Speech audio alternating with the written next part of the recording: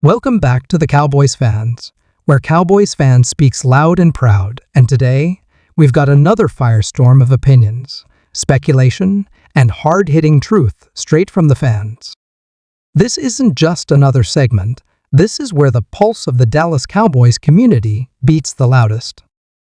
We're diving into mailbag questions, super thanks shoutouts, and everything in between, because when you speak, we listen. Monty Palmer, aka Godway, kicked it off with a $15 super thanks. Massive appreciation to you, Manny, and you're officially entered into our George Pickens jersey raffle. That's not just a raffle, that's a statement. It's for the diehards. Remember folks, a $5 super thanks or super chat gets you in. We already gave one jersey away in the first half of the summer, and we're doing it again in the second. Don't miss out. This is for those who ride with us, rain or shine, win or lose. Now, let's shift from gratitude to grit, because William Cook dropped in with a $5 super thanks and a bold take, sign a one-tech defensive tackle before even thinking about a cornerback. It's a hot take, but not without merit. And let me tell you, I had a blast with RJ on Blocking the Boys, where this debate really came to life. Here's the thing, the Cowboys need both. The secondary has depth issues with Diggs and Revo out, but finding a reliable veteran one-tech DT is like searching for gold in a dried-up riverbed.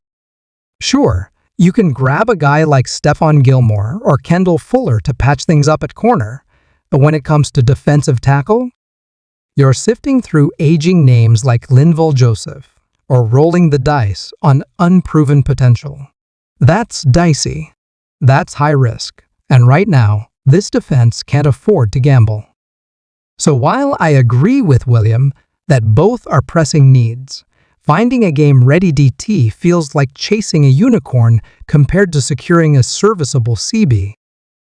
Max Finnegan chimed in with a $10 super chat and posed a brilliant hypothetical. Would you rather have Jay Toia become an all-pro and cut Phil Maffa, or vice versa?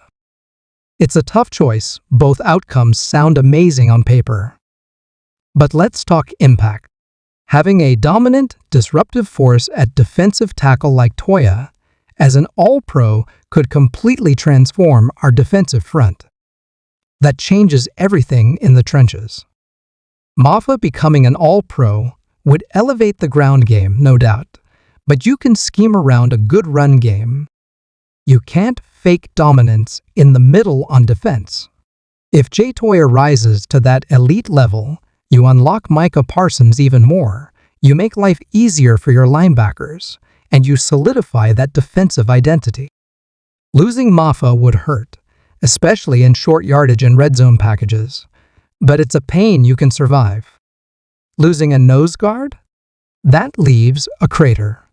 And with Maisie Smith still developing, that room desperately needs someone to anchor it. So, if I had to choose, give me the all-pro DT and let me work out the rest. Cowboys Hater asked an honest, gritty question. Which players besides Doc need a comeback or breakout year? First off, yes, Doc is still on the list. This is a make-or-break year for him. But let's zoom out. Jake Ferguson needs to rise. He had flashes but wasn't consistent enough. Last season, he looked sluggish, missed assignments, and never quite became the reliable target Doc needed.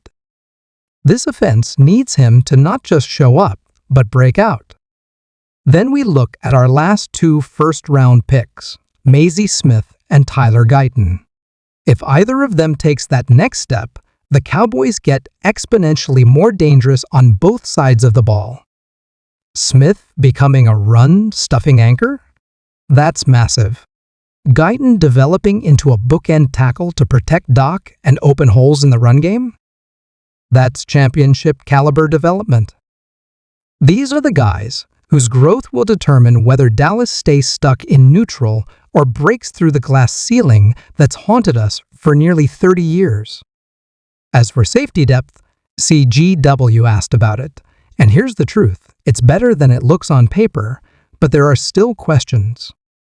Marquise Bell and Wanya Thomas give you incredible flexibility as your third and fourth options. Few teams can match that kind of depth.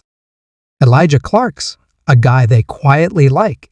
He could stick around on the practice squad and be a contributor in the future. But the real question isn't depth, it's reliability. Can your starters stay healthy? Can they consistently make plays? That's what we don't know yet.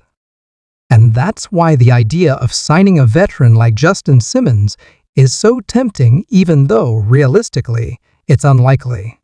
The Cowboys front office loves to lean into the trust, the young guy's philosophy. Sometimes it works. Sometimes it's just hope in disguise.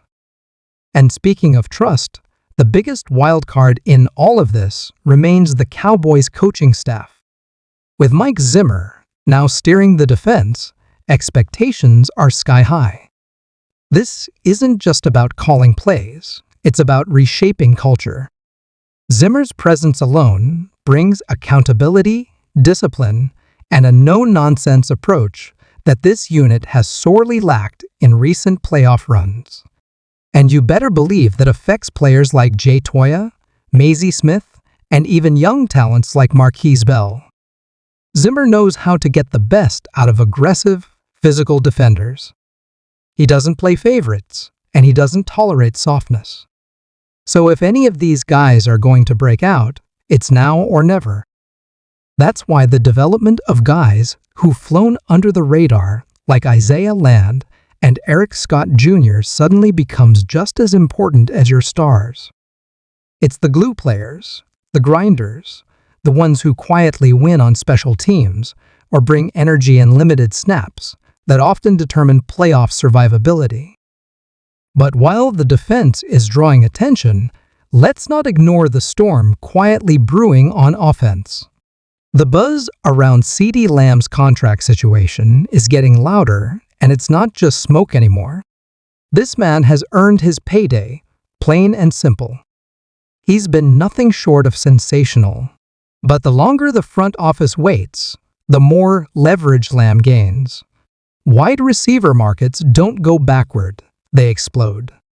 Every week that passes without a deal only increases the chances of a holdout or lingering tension. This is a locker room that's on edge already, filled with veterans chasing a ring and young guys hungry to prove they belong. The front office has to read the room, secure your superstar, eliminate the noise, and lead with conviction. Lamb is one of the few game changers in this league who can tilt the field by simply lining up. If the Cowboys let that situation fester, it could disrupt rhythm, chemistry, and morale before a single down is played. And finally, let's have a serious moment about this fanbase. Cowboys Nation isn't just showing up, we're carrying this franchise emotionally, spiritually, and financially year after year. We buy the jerseys, flood the stadiums, and breathe life into every storyline. And when we speak up, whether it's about roster holes, coaching decisions, or front office misfires, we do it because we care deeply. We're not just chasing wins, we're chasing legacy. Every generation of fans since the 90s has carried the burden of almost great, almost contenders, almost champions.